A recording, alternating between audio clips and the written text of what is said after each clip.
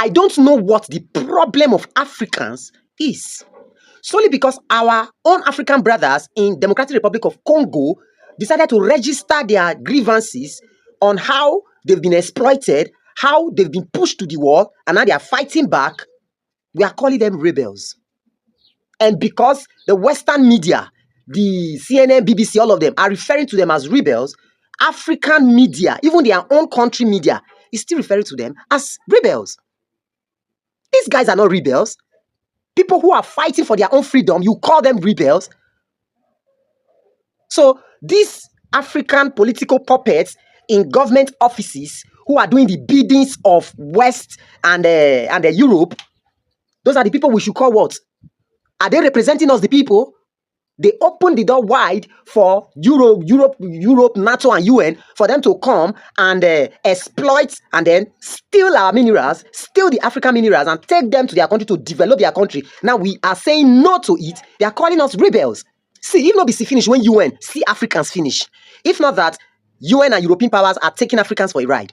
Think about it. Since 2009, maybe 2012, UN has been sending peacekeeping troops to Eastern DRC. Till date, there is no peace. And they are still sending. Now, as I'm talking to you, what actually broke out, they took their peacekeeping guys and they're off the region. That should tell you something, that these guys were not there for peacekeeping. Let's make use of our brain. As if that wasn't enough. African content creators, named them from Ghana, South Africa, all over the place. They started, okay, the Hutus rebels, the Tutsis rebels. How can they brainwash you to that point?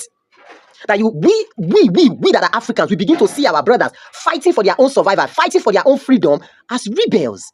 And just the way NATO, UN, and America and the European powers were busy pushing the president of Nigeria in 2023 to go and fight Niger Republic over the removal of President Bazoum, I think that's his name, over the removal, and then they were pushing Tinubu so that let's start fighting ourselves. The same thing, they started pushing, they started using the head of South Africa, the head of Rwanda, the head of DRC to clash. Now they started exchanging words. And how come these presidents who have gray hair and they are old already, they are not seeing this thing?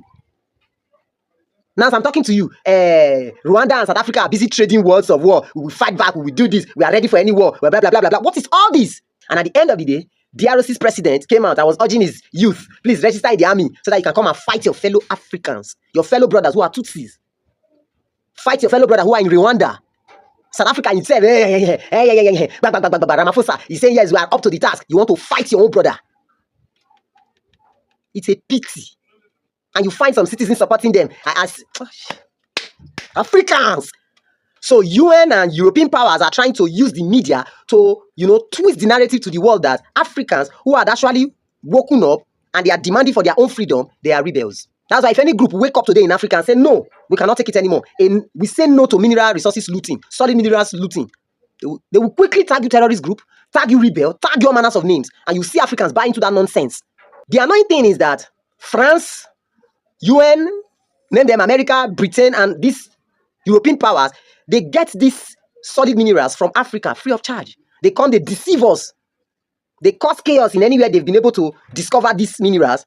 They will cause chaos there so that they can chase people out. They set up IDP camps in somewhere else. The villagers in that place will relocate out so that they can do their mining activity unhindered. They take them out of Africa, use them to build solar panels, build panels for Apple phones and all manners of phones, and they ship them back to Africa to sell them to us in millions of rands, millions of naira. Today, if you want to buy iPhone 16 or buy iPhone 15, you spend above 2 million naira. And the resources they use in making these gadgets, they took them from Africa. What a pity. So today, if we tell Africans that, you know what, we should boycott these iPhones, boycott these German-made stuff, China-made stuff, and all of these things, Africans will still buy them. At the same time, we are still the one complaining. You don't know that when we buy them, we are actually encouraging this European power to continue to loot our resources. And just to inform the world, and especially Africans, Nigeria is the most exploited country in Africa. As I'm talking to you now, all manners of illegal mining, illegal oil bunkering, anything illegal as far as mineral resources is concerned is going on in Nigeria. And these activities are being supervised by foreigners. And you know the funny thing? They've made the ordinary Nigerian see it that there is nothing wrong with it.